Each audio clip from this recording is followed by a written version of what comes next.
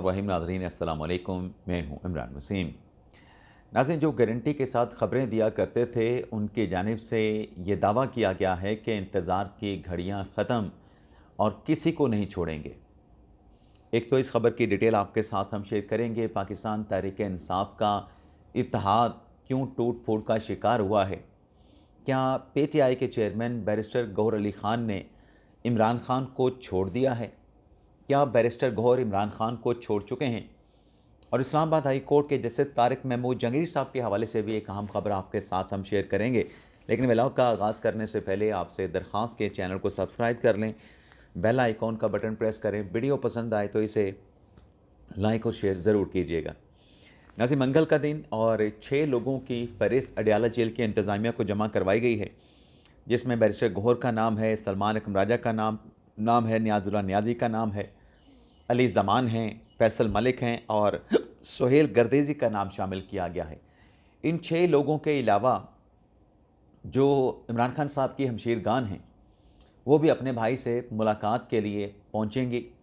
PTI के कुछ कारकुनान भी पहुँचेंगे, कुछ अरकान असम्बली भी पहुँचेंगे। और ये जो 6 लोगों की फ़हरिस्त है ये सलमान अकरम राजा की जानिब से अडयाला जेल की इंतज़ामिया को जमा करवाई गई है। और इस मुलाकात के मौके पे जैसा कि आप जानते हैं कि सिक्योरिटी के सख्त इंतज़ामात किए गए होंगे और सिक्योरिटी के सख्त इंतज़ामात होंगे। अब नाज़रीन, ये मुलाकात हो या ना हो, अभी तक फ़ैसला वही है। वो जो ऐसे की तैसे मुनीफ़ फ़ारूक साहब कहते हैं कि मुलाकात नहीं करवाई जाएगी। हाँ, मुलाकात के वक्त तक कोई डेवलपमेंट हो जाए तो शायद किसी एक आध बंदे की मुलाकात हो जाए, लेकिन 0% उसका इम्कान है। 0% इम्कान है कि किसी की मुलाकात होगी। लेकिन नाज़रीन, अब बैरिस्टर गौहर साहब तो कोशिशें करते रहते हैं और कोशिशें कर भी रहे हैं मुलाकात के सिलसिले में। लेकिन बैरिस्टर गौहर साहब कोशिशों के साथ साथ वो बातचीत के हामी हैं। वो टेबल पे बैठ के मुज़ाकरात के हामी हैं, नेगोशिएशन के हामी हैं। कल एक स्टेटमेंट दिया गया अलीमा ख़ान की तरफ से कि जो बातचीत की पर जोर देता है या जो मुज़ाकरात की बात करता है उसे इमरान ख़ान का करीबी साथी ना कहा जाए।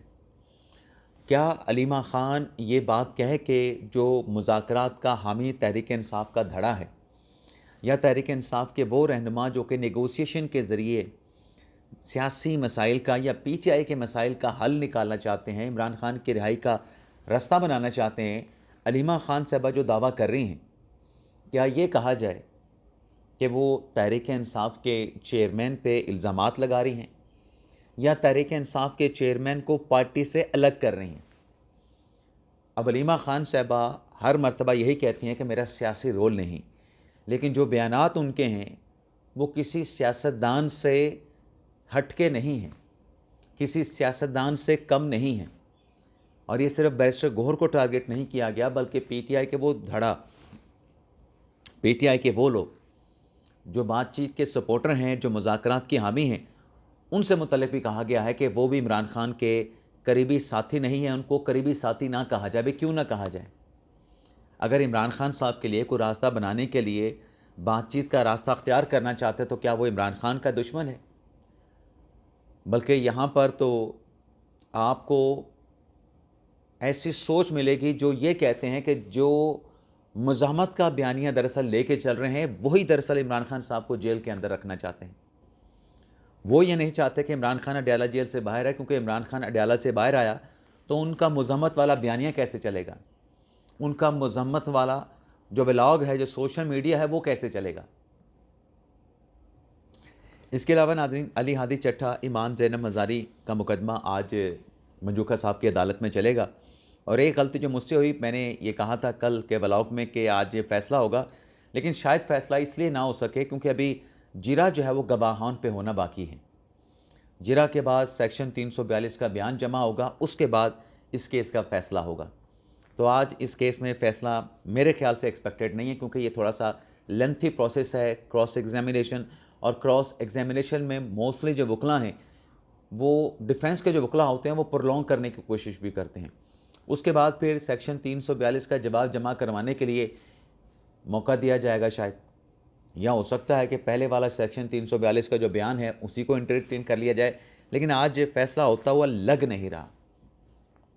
इसके अलावा नाज़रीन, जहां पाकिस्तान तहरीक इंसाफ के इत्तेहाद में अलीमा खान साहबा ने फूट डालने की कोशिश की है, वहीं तहरीक तहफ़्फ़ुज़ पाकिस्तान, ये पीटीआई का इत्तेहाद है। ये भी तहरीक तहफ़्फ़ुज़ पाकिस्तान, ये भी पीटीआई का इत्तेहाद है। अब इसमें भी आपको यूनिटी नज़र नहीं आएगी। मामला नाज़रीन ये है कि तहरीक इंसाफ से, तहरीक तहफ़्फ़ुज़ पाकिस्तान से मुतल्लिक़ ज़राए से ये ख़बर सामने आई है कि यहाँ पर भी दो धड़े हैं। इस अपोजिशन के अलायंस में भी दो धड़े मौजूद हैं। एक धड़ा कहता है कि सड़कों पे निकल के हुकूमत को गिराया जाए।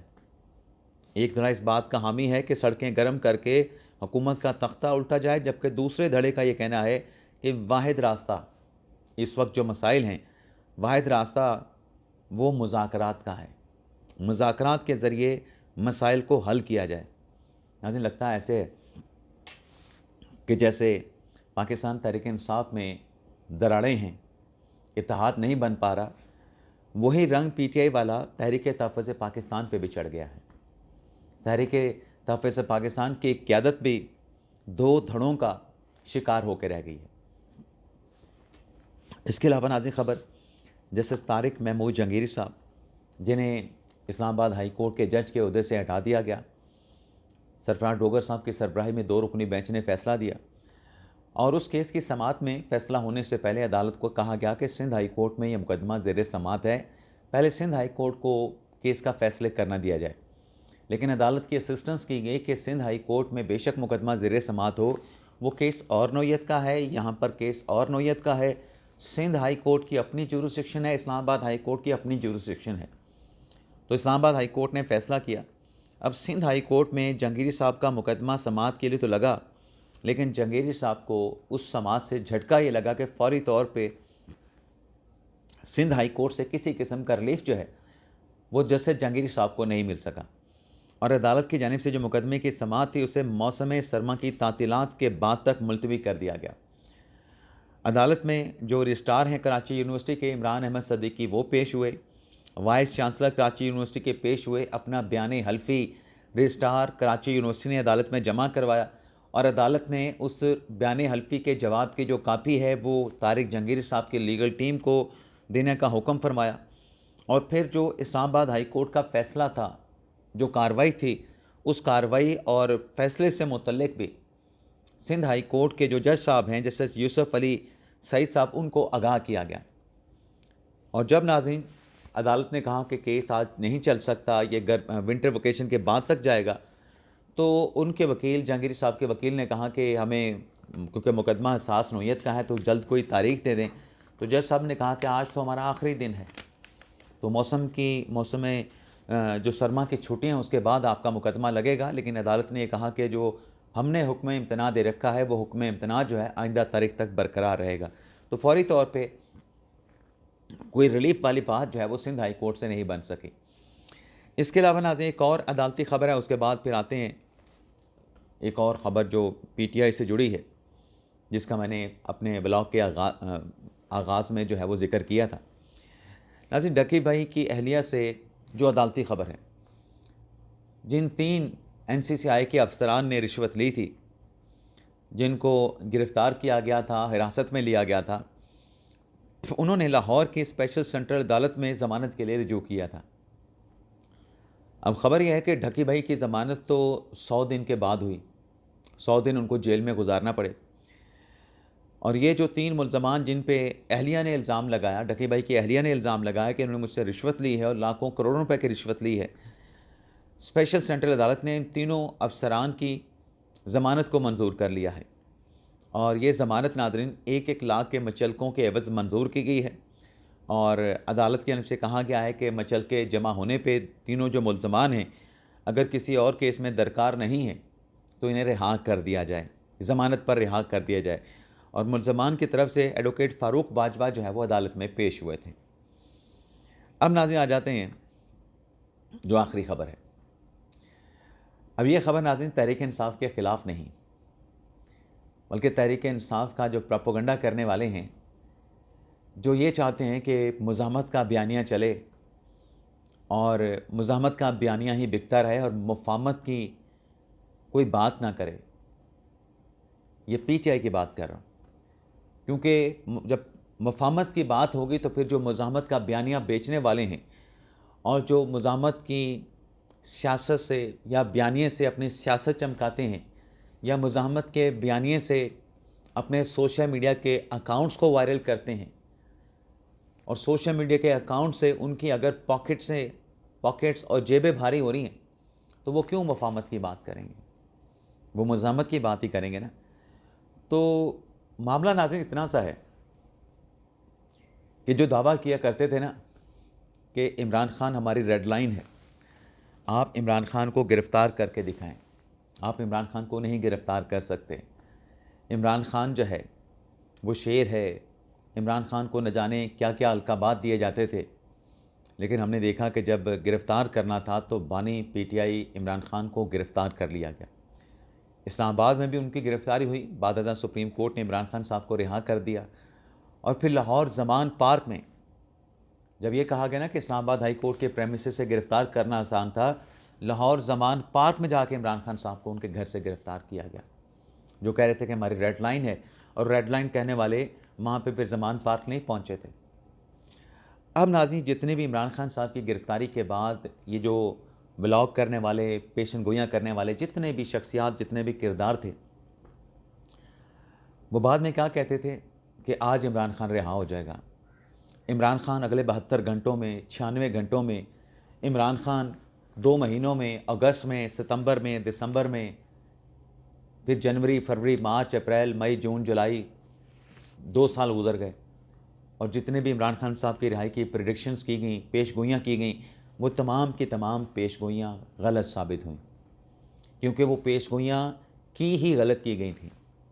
वो पेशगोइयाँ सिर्फ डॉलर्स और माल कमाने के लिए की गई थी, पीटीआई के सपोर्टर्स को बेवकूफ़ बुद्धू बनाने के लिए की गई थी, और बिका उनका चूरन। उम्मीदें लोग लगा के बैठे, कभी 72 घंटों की, कभी 96 घंटों की, कभी 1 माह की, कभी 4 हफ्तों की, कभी 2 माह की, कभी 6 महीनों की, लेकिन इमरान अडयाला जेल से बाहर नहीं आया। और अब नाज़रीन, वो जो पेशगोइयाँ करने वाले थे वो क्या कहते हैं कि जैसे ही इंतज़ार की घड़ियाँ ख़त्म होंगी, इमरान खान कैद काट के या ज़मानत के ज़रिए जैसे भी जेल से बाहर आएगा, तो बाहर आते ही इमरान खान ने किसी को छोड़ना नहीं है। और कहते हैं कि इमरान खान जो है उसकी रिहाई जो है, चाहे वो ज़मानत की सूरत में हो, चाहे वो सज़ा मुकम्मल होने की सूरत में हो, जैसे इमरान खान ने इक़्तिदार में आना है, जैसे इमरान खान की हुकूमत आनी है मरकज़ में, जो इमरान खान है वो अपने सियासी मुखालफिन के लिए डुआना ख्वाब बन जाएगा। एक एक को चुन चुन के उससे बदला लिया जाएगा और किसी को नहीं छोड़ा जाएगा। अब नाज़रीन, ये मंजन बेचना शुरू कर दिया है। अब बात कहाँ से शुरू हुई थी? जो कहते थे कि इमरान खान हमारी रेड लाइन है, इमरान खान गिरफ़्तार हुआ, फिर वो कहते थे कि इमरान खान आज आया, कल आया, पेशगोइयाँ करते थे इमरान खान साहब की रिहाई की, वो भी पूरी नहीं हुई। अब वो क्या कह रहे हैं कि इमरान खान जब आएगा, जब इंतज़ार की घड़ियाँ ख़त्म होंगी, इमरान खान साहब की कैद ख़त्म होगी, तो इमरान खान साहब जेल से बाहर आके जैसे इक़्तिदार में आया, इक़्तिदार उसको दे दिया जाएगा और फिर वो किसी को नहीं छोड़ेगा। अब ये चूरन और ये मंजन बेचा जा रहा है, तो ये चूरन और मंजन कब तक बिकेगा, कितना बिकेगा, इसको भी देख लेते हैं। तो नाज़रीन, ये था हमारा ब्लॉग। आपसे इजाज़त चाहते हैं। अल्लाह ताला हम सब का हामी नासिर हो।